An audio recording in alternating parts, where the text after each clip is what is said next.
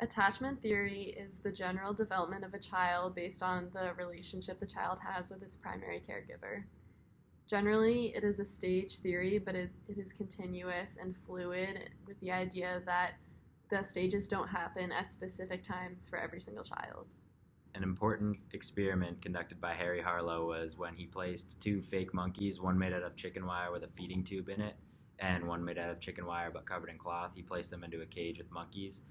The cloth monkey was supposed to represent the mother that provides comfort, and the feeding tube monkey represented the mother that provides food. And he wanted to see which ones the baby monkeys would want to go to, and he found that the monkeys attached themselves immediately to the cloth monkey, and even when they wanted to go get food, they would often try and hold on to the cloth monkey while they did it, and whenever they would walk around as they got older, they would always return to the cloth monkey. An important distinction between animal and human development is imprinting.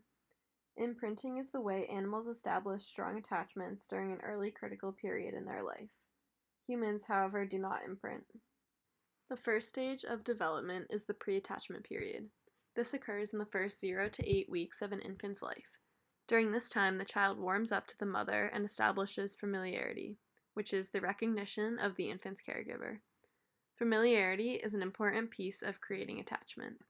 So the second stage of attachment theory is the period from 2 to 7 months, and the behavior you'll see is indiscriminate attachment, accepting of comfort from most caregivers, and they begin to distinguish who the mother is and who their main caretaker is, and that you'll see that with crying, smiling, babbling, and sucking to achieve and maintain the attention and proximity of the mother. The third stage of attachment theory is when an infant is 7 to 11 months old. This stage is called discriminant attachment, and it is when the child knows who their primary caregiver is. When their mother leaves the room, some infants show a little anxiety, but strangers are not a real threat and only make the child slightly uncomfortable. So the fourth stage of attachment is the period between 11 and 18 months, and at this point we see attachment to the mother or caregiver peak, and the three types of attachments in infants start to emerge, and the behavior we see is clinging to and crawling or walking towards the mother if they ever feel like their safety is threatened by either a stranger or just the mother leaving, and the space around the mother constitutes a safe space where the child feels secure enough to explore the world. Within this stage at 13 months is also when separation anxiety peaks. Separation anxiety is when the child feels anxious or scared by the absence of its main caregiver. The first type of attachment that emerges from a child is type B, which is secure attachment. This type occurs in 70% of children. When a child has secure attachment, the child feels comfortable exploring with the mother in the room and distressed when the mother is gone. When the mother returns, they go back to the mother.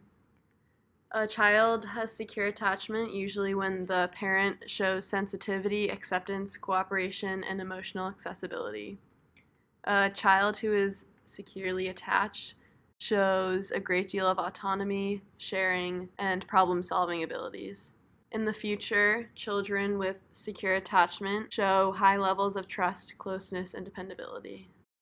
So type A of attachment is insecure avoidant, and this is seen in approximately 15% of kids, and basically what you see is they stay with the mother, they don't like to explore, they're upset when the mother's away, and they don't return to the mother when she returns, and they generally try to avoid a stranger's comfort. The parenting style that leads to this is generally authoritarian. It's demanding and unresponsive to the child and tends to be punitive and harsh punishments with physical enforcement, reprimands, and prohibitive interventions. The behavior of this child would be angry, aggressive, isolated, and disliked by their peers. And in their future, you would see, because of the insecure childhood attachments, that there would be lower levels of trust, closeness, and dependability. The last type of attachment is type C, which is insecure ambivalent attachment. This type occurs in 15% of children. These children usually show distraught emotions during separation. They deny comfort attempts and alternate between closeness and rejection with the mother. Parents of this type of child are usually described as lacking responsiveness and sensitivity to their children. They're also usually too lenient or too controlling of their child. The behavior of these children are described as anxious, immature, and showing little initiative. In the future, these children will have low levels of trust, closeness, and dependability. So the period after 18 months, you see attachment generally decrease between the child and his caregiver. and the child begins to have a growing sense of independence. So the first 18 months of a child's life are some of the most important because of the way the mother interacts with the child determines their future and shapes their future relationships. This shows that attachment theory is a nurture-based theory while still having a little bit of involvement with nature. Because the parenting style determines how the child will develop and how their future will continue, it shows that the nurturing environment affects the child's whole entire life.